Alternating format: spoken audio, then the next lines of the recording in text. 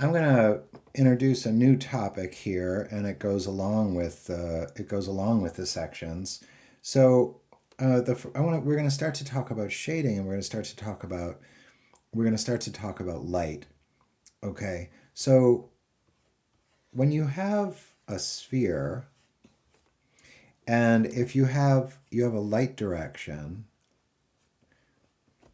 what happens is the light cuts across the sphere as a section, and you use the light direction as the minor axis.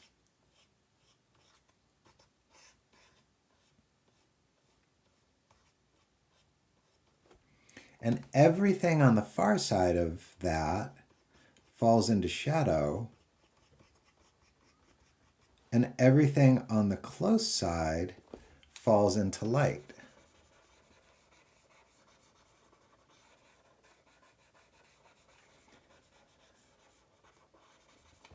And then because the sphere is rounded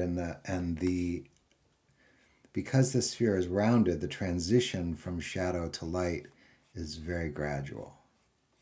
So I'm just going to cross this a little bit more. And in the shadow, you can add a crosshatch into.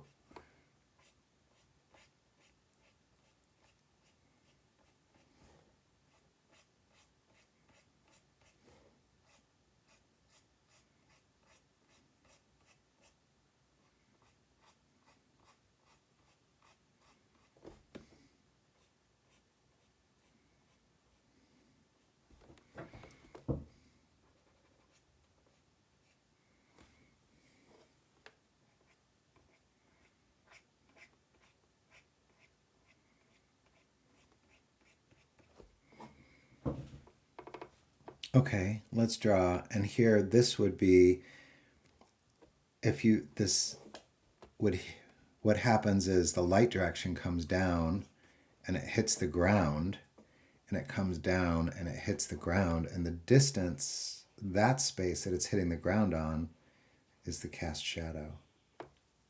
See how the light direction, we just assume a parallel rays when the light is the sun.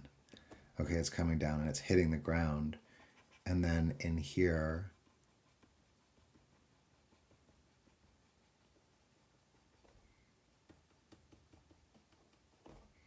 is where your shadow goes.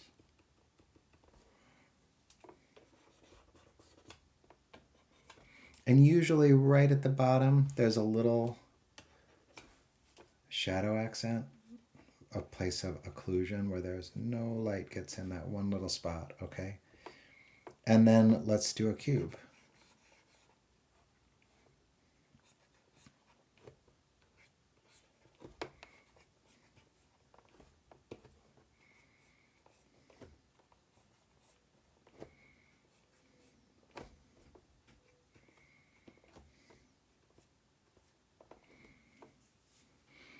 And in this instance, the light direction comes, but because the cube is a planar object, what happens is we just go by the light direction. This is a light plane, and this here is a shadow plane.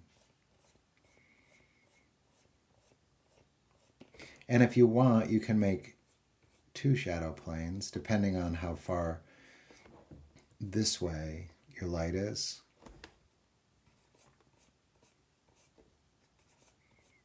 And this one I'll cross.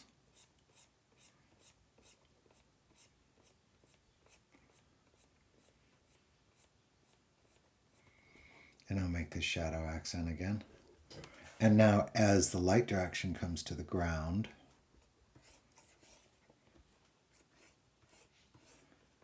I use the top corners, and now I connect.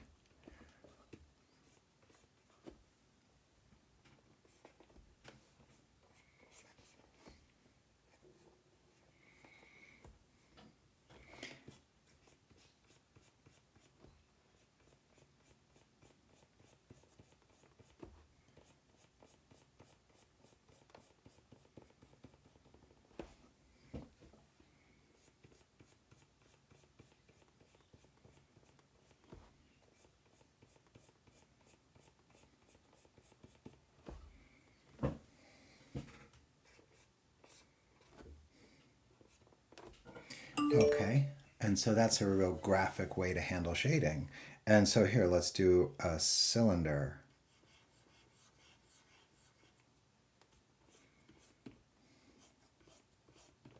And the cylinder has properties of both, right?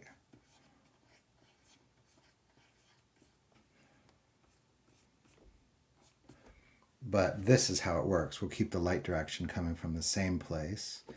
What happens is the light ends up traveling in, here's the light direction. On a cylinder, the light ends up traveling in a straight line. Okay, it comes down and it passes in a straight line. So this surface is the light surface. There's the light surface. There's a straight line which shows us the shadow side. And here I'm going to suggest my shadow. And this time I'm letting my cross hatching take a little bit of a cross contour.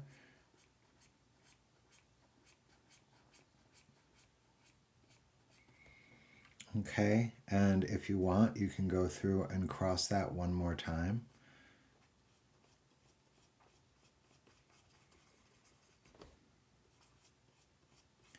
And I'm paying attention to keep the transition from the light side to the dark side on the softer side. Like I don't want to make a really overly strong line because I don't want this to feel like a cube. Like I might be tempted to go through and erase that little line that I put in. And then I could go through and very gently do a kind of soft transition, just like softening this edge out into the light.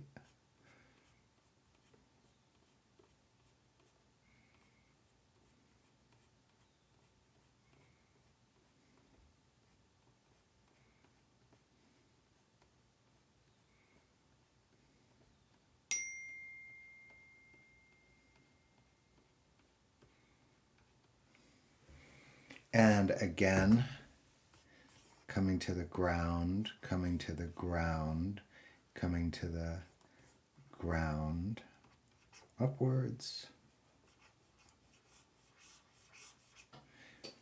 And here's the direction of my cast shadow. And I'll go into more detail about cast shadows in a later lesson.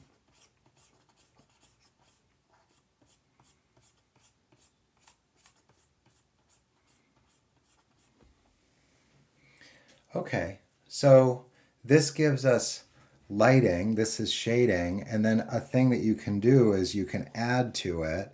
If you wanted to, we can start to use the effect of mass. So this is the effect of volume, okay? So this is volume.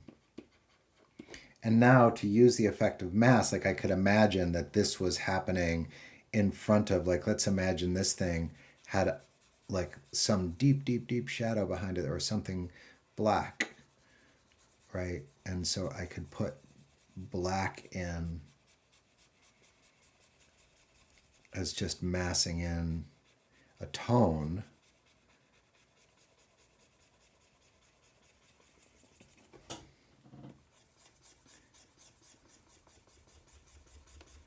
And see the graphic impact we get.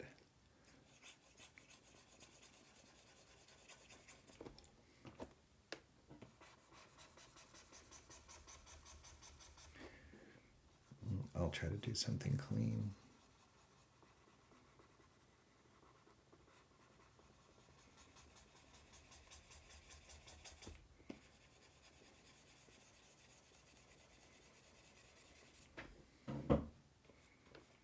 And what I want you to focus on in these early studies is I want you to focus on working dark.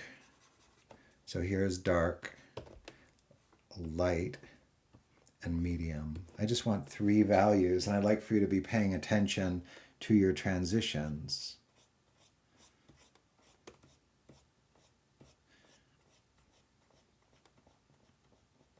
One of the things that makes cross-hatching look better is when you do a line. So say you're shading and you shade in a direction like that. And then when you cross the hatch, here's the hatch, And then when you cross it, a lot of people like to cross it not at a 90-degree angle, like, but they want their hatches to be in the same direction. But see how I crossed it not at a 90-degree angle?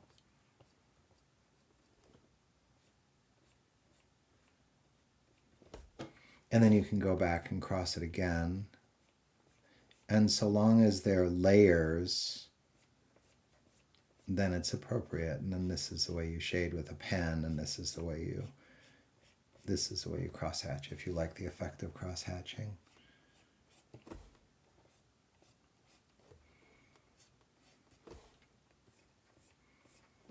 Okay,